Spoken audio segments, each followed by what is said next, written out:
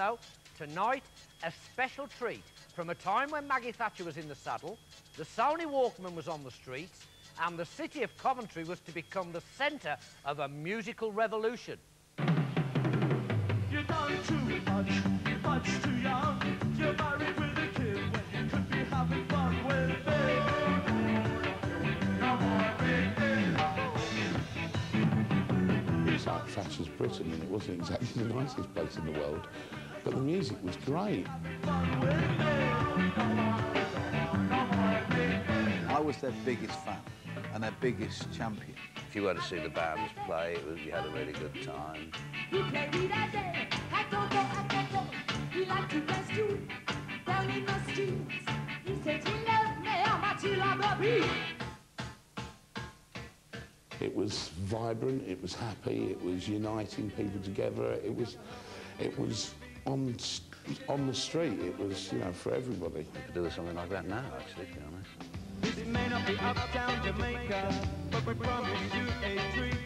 Yes, they called it two-tone. And little did we know, it was to change the course of pop music for the next 2 years.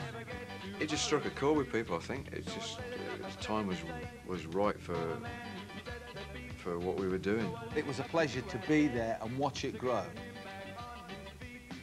I know how socially right those songs were. It's such an up-tempo, happy music that's just primed for the dance floor.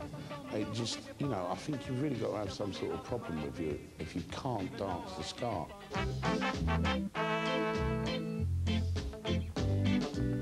Two-Tone was more than just a record label. Bands like The Specials, The Selector, The Beat and Madness all signed up to a common cause. Better think of your future. It was a gang. And if you want to be in our gang, you have to be able to adjust to this is a multiracial gang, and we won't stand for racism, you know?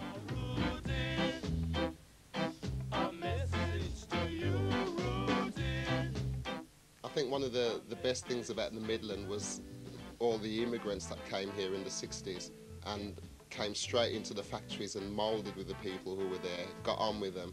That's probably how the two-tone thing came about. It was just a lot of immigrant kids and a lot of working class kids just kind of getting together, bored, and make this clash of reggae and punk, and it became, you know, a fashion and a movement. We were putting the message across, anti-race, you know, to say, well, we can all live together.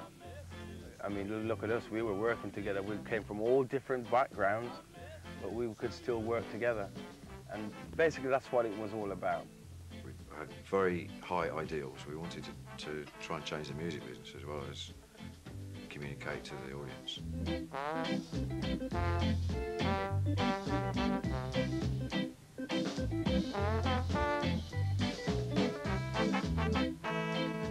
The band was called the Coventry Automatics at the time, before we called the Specials.